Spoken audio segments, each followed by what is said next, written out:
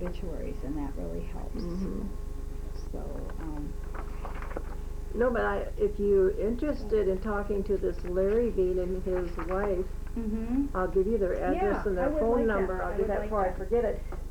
Both questions. Yeah, we're So here. who are you? Would you make introductions, dear? Oh, all right, this is Beth, and I have to look at your name, Zentner. Yes. Yes. We've been talking about bean information. Yes. Bean, Wilson especially, bean information. But I'm more interested in other kind of things. What was it like growing up? Where did you grow up? All right, I was born in Chicago. I was 2 years old when the Depression hit. My dad lost his good job. So my mother says, well, we had a new baby, a new car, and nothing else. So in order to survive, they moved up to the homestead in northern Minnesota by Blackduck, Minnesota, and started farming with my grandfather, Harry Bean. And they ended up staying there till almost retirement age. And that's where I was raised. It's about 20 miles from Red Lake. And they could survive because it was with family and it was farming? Yes. That's all we had was what we raised on the farm. At the time, I didn't realize that I was too small, but when I look back, I can remember definitely that if we hadn't raised it, we wouldn't have ate it, because there was no money. What kind of animals did you have? Cows, Holstein cows. Started with like 3 or 4, and my dad worked up in time to having 20 or 30 and building his barn. And they built the farm up. When they moved up there was nothing but a tar paper shack. And they slowly, which took a lot of years, they got a new barn built and new outbuildings built. And it started a new house, but they sold the farm before the house was finished. So. Now, when they're putting up the barn, did they do it themselves or did Oh, no, others the help? neighbors did that. Anything big project like that was neighbors. Your neighbors come in and helped you, you went back and helped the neighbors.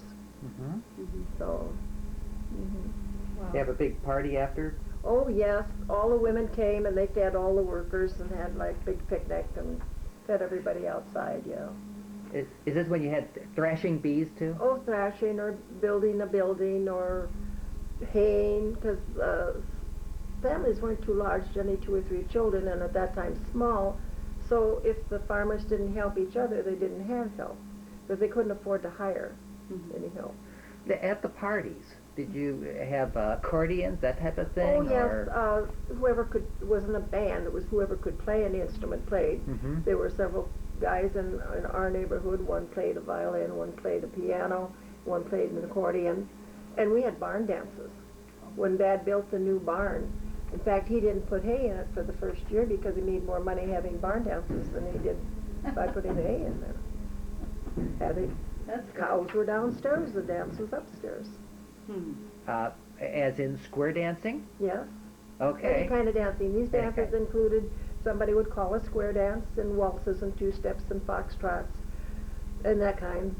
By the time I was in high school, he was having barn dances, and of course us kids got in on it with their jitterbug and that sort of thing. But It evolved. yeah, it did. And so fellows came from other places and... Yeah, How did you meet your husband? Oh, I had moved away. Oh, you had. I had moved to Rochester to go to work because there was not much of any work up there. When the young people grew up, if you didn't want to farm, you had to go somewhere else to find work. So I had relatives in Rochester, so I went down there to work a couple of years when I finished high school. And then my girlfriend and I, in 1945, got on the train and went to Minneapolis and stayed with her on a couple of days and worked for Sears and Roebuck. Oh. Well, then when I got tired of that, I moved to Rochester with my other relatives and went to work for a dairy for a while. Then I went to work for the Mayo Clinic, and then I met my husband, my first husband, Weber, and I'm afraid to tell you that was a pickup on the street. Oh, how times have changed. Oh, isn't it so? So we were safe to walk any place and do anything back then, you know. You didn't have to worry about it. Sure. My girlfriend in Minneapolis, we walked down the street, so we never had to worry about anything happening to us. Sure. That was in 1945. What did you do for dating at that time? Well, when I was going to high school, it was during the war, during the Second World War. Nobody had gas. Some of the people didn't even have a car, and we lived 15 miles out in the country. So if one of us kids got the use of family car, we picked up everybody and went town. You really didn't date one-on-one. Mm-hmm. You were dated as a group, and you went to the dances as a group. I wouldn't say that I had more than one or two dates, as you would call them, with no one else along with all the time I was in high school. Weren't very many cars, so how did they get to your barn dance? Oh, a few people had cars, so they all got together. But you didn't go any place by yourself. You always checked on the neighbors and see if they wanted to go with you. Mm-hmm. And I went to school with kids all through grade school whose parents never had a car. Mm-hmm. But my folks always did, because they had the car when they moved up from Chicago. Mm-hmm. So we always had a car, and there was nothing fancy. They were most of them old junkers held together with baling wire and stuff. Mm-hmm. So, but they run. Mm-hmm. So, no, it was quite the time. Now, growing up, did you have electricity? Not until I can't remember for sure, but I think it was before I started high school, late 1930s, maybe 1940, in that time we got electricity on the farm. That was the first, and all we had used it for was light. We had one light in the middle of the room and the string hung down. We didn't have any electrical appliances or anything. In fact, I don't think my mother got a refrigerator till after I left home, which was in 1945. Mm-hmm. You had a well house, Mm-hmm. and in there you just kept cool well water in a tank, and that's where you put things, or else you canned them. And you got the well water because of the windmill? No, we didn't have a windmill. We pumped it by hand. I think about the time I left home in 45, my dad did get a well electric pump on it and stuff for out the barn. The cows had running water, but we didn't have running water in the house. We carried it in. How do the cows have running water? Because they had cups and plumbing through the barn, and each cow had a little water cup, and when she took a drink, she pushed the little thing down in the cup and the water run in. Oh. So how did the water get up in the reservoir? That's what Dad had, the pump, Okay. electric pump. Electric pump for that. Oh, And it electric just pump. turned off and on. I don't think there was a big tank anyplace. I think it just pumped when you run, Mm-hmm.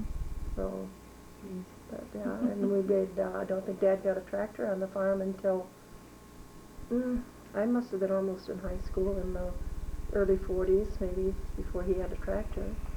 And that was just a little John Deere, one of those little putt-putt things, Mm-hmm. And it was funny because he couldn't afford to buy all the machinery to go with the tractor, so he converted the horse machinery, the horse mower and the horse rake and all that stuff, to pull behind the tractor. And guess who got to ride on that? Yeah. You hung on for dear life, and my dad would drive as fast as he dared and turn around and laugh at you.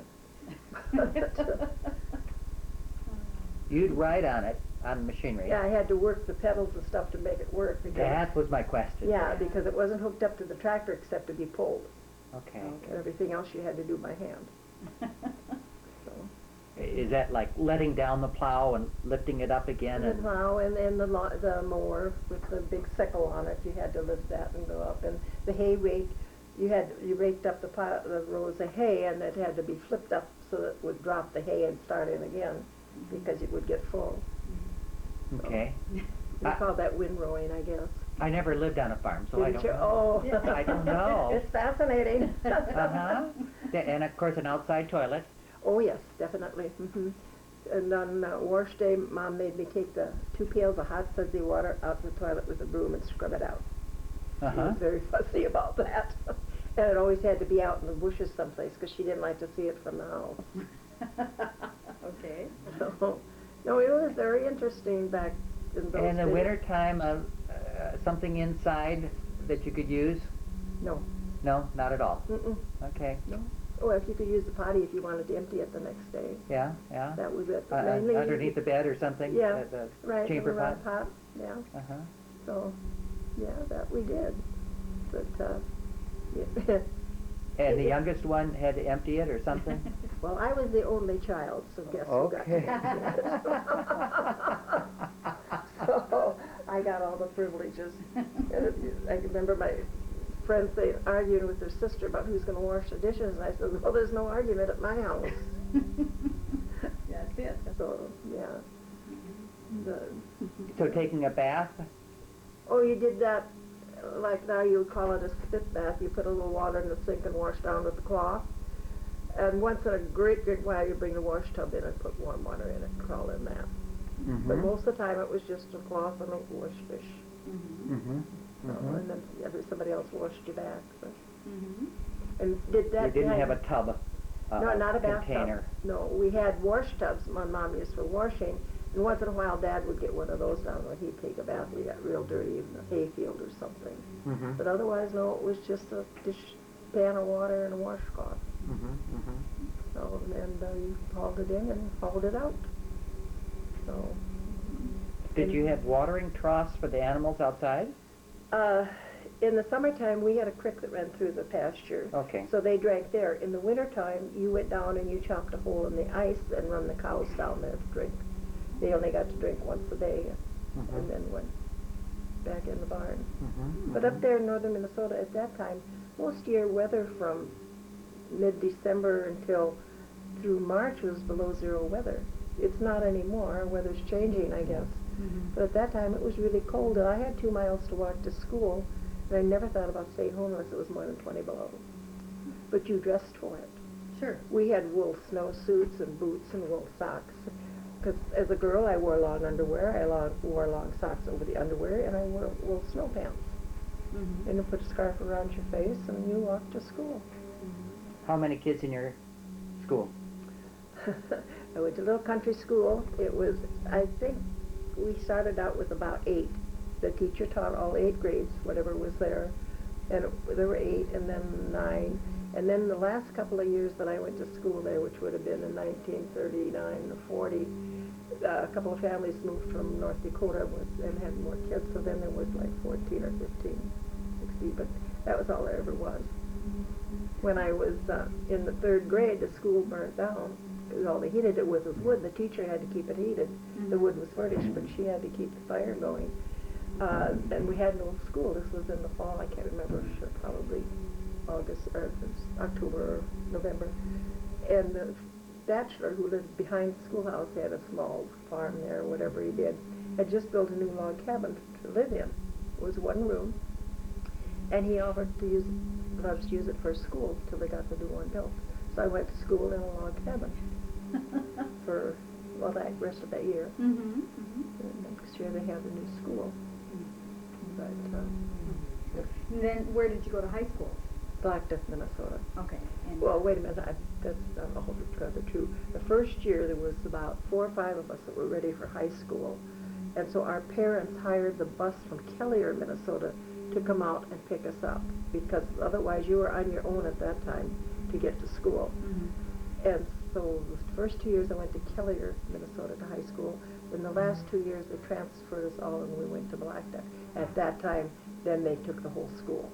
They consolidated the country schools and took them to town the last 2 years. So that was 44, 45. So. wow. A farm child and city kids. Did you ever have city kids come out to the farm? No, because in summertime we were pretty full of relatives from Chicago. They all come and spent their 2-week vacation on the farm. My mother could cook for them, and Did you have them work then too? Oh, they'd help out what they could, yeah, because generally that was canning season. Sure. So we were canning vegetables and things, and they would help with that while they were there. Sometimes some of them would rent a cabin down at Blackduck Lake, which is about 20 miles from my farm, and stay there, and we would all go down and go fishing and stuff like that. So, but it was different. So, and the farm kids always kind of stuck together, and the town kids kind of stuck together. Yeah. Did they come by train from Yes, Chicago? we did have a train into Blackduck, which was 15 miles from the farm. And Dad had a car, so we could go in and pick them up. They would come, and most of them worked for the train yards or something in Illinois or Chicago, and they had 2 weeks vacation in the summertime. So they would come up and spend it on the farm. Did you do any of those little tricks on those city kids that didn't know any better? Well, things like telling the bulls from the cows and things like that, yes. You didn't have any electric fences at that time? No, that was my dad's department.